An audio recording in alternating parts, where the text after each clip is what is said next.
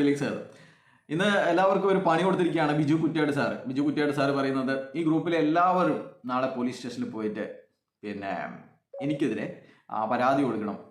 40 സ്ത്രീകൾക്കെതിരെ അവൻ 40 സ്ത്രീകൾ ചില പ്രൊഫഷൻ ചെയ്തിട്ട് പണമുണ്ടാക്കിയെന്നും അല്ലെങ്കിൽ 40 സ്ത്രീകളെ ലീഡർമാർ ദുരുപയോഗം ചെയ്തു എന്നുള്ള കാര്യങ്ങൾ തുറന്നു പറഞ്ഞതിന് കേസ് കൊടുക്കണം, ഇന്ന് തന്നെ അറസ്റ്റ് ചെയ്യിപ്പിക്കണം എന്നൊക്കെയാണ് പറയുന്നത്. എന്താണ് ഈ ബിജു കുറ്റ്യാട് സാറുടെ ഉള്ളിലുള്ള ആ ഒരു കാര്യം എന്ന് പറയാൻ പറ്റില്ല. ഇനി ഇയാൾക്കെതിരെ ആരെങ്കിലും പറയുമെന്നാണോ, അതുകൊണ്ട് അതിനു മുമ്പേ അയാളെ അറസ്റ്റ് ചെയ്യണമെന്നാണോ, എന്താണെന്ന് അറിയില്ല. അല്ലെങ്കിൽ ഈ പെണ്ണുങ്ങളെയൊക്കെ വീണ്ടും വീണ്ടും അപമാനിക്കണമെന്നാണോ, എന്താണ് സാറേ നിങ്ങളുടെ പ്രശ്നം? അപ്പോൾ നമുക്കറിയാം, ഇത് എന്ന് പറഞ്ഞു കഴിഞ്ഞാൽ ഹൈറിച്ചിലെന്നല്ല മറ്റ് മൾട്ടി ലെവൽ മാർക്കറ്റിംഗ് കമ്പനികളിലൊക്കെ ഇത് സമൂഹത്തിൻ്റെ ഒരു പരിച്ഛേദമാണല്ലോ ഇവരൊക്കെ. അപ്പോൾ അതുകൊണ്ട് തന്നെ അതൊക്കെ ഉള്ളത് തന്നെയാണ്.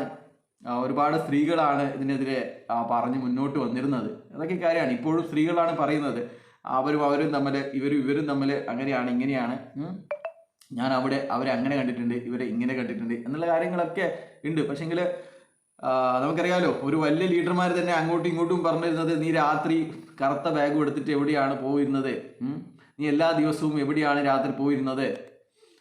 പിന്നെന്താണ് പറഞ്ഞത്, ഒരാൾ ആകെ ഭയന്നിരുന്നത് എനിക്കെതിരെ ഈ കേസ് പൊന്തി വരും എന്നുള്ള കാര്യങ്ങളൊക്കെയാണ് പറഞ്ഞിരുന്നത്.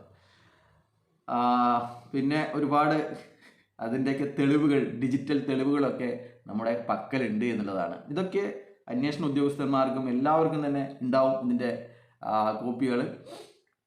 അപ്പോൾ ഇതിലൊന്നും ആർക്കും ചർച്ച ചെയ്യാൻ പോലും താല്പര്യമില്ലാത്ത വിഷയമാണ്. കാരണം ഇത് സ്വമേധയ അങ്ങോട്ടും ഇങ്ങോട്ടുമുള്ള കൊടുക്കൽ വാങ്ങലുകളാണ്. 2022 സുപ്രീം കോടതി തന്നെ പറഞ്ഞിട്ടുണ്ട് ഇതിനെ ഒരു പ്രൊഫഷനായി കാണണം. അതുകൊണ്ട് ഇനിയിപ്പോൾ പോലീസ് റെയ്ഡ് ചെയ്താൽ പോലും അവരെയൊന്നും അറസ്റ്റ് ചെയ്യാനോ അവർക്കെതിരെ ക്രിമിനൽ കുറ്റം എടുക്കാനോ പാടില്ല എന്ന്.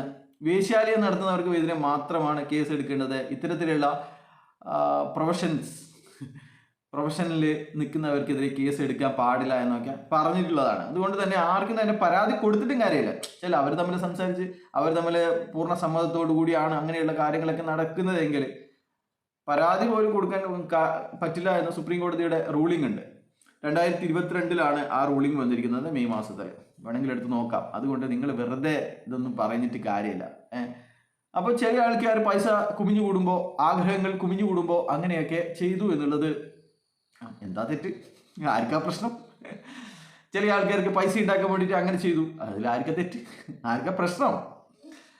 അപ്പോൾ പറയാനുള്ളത്, ഇത് വിശ്വസിച്ചിട്ട് ഇറങ്ങി പുറപ്പെടുന്ന സ്ത്രീകളോട് പറയാനുള്ളത്, ഇത് അത്ര നല്ലതായിരിക്കില്ല അനുഭവം എന്ന് മാത്രമാണ്. അപ്പോൾ ചില ബിംബങ്ങളൊക്കെ വീണൊടിയാൻ സാധ്യതയുണ്ട്. നമുക്ക് പ്രശ്നമൊന്നുമില്ല, നിങ്ങൾ കൊടുക്കണം. നമുക്കത് കൂടുതൽ ആൾക്കാരിലേക്ക് എത്തും, കൂടുതൽ ആൾക്കാരിലേക്ക് ആ കാര്യങ്ങൾ പിന്നെ അവയർനെസ് ആവും എന്നുള്ള കാര്യങ്ങളിലാണ് ഞാനും പറയുന്നത്.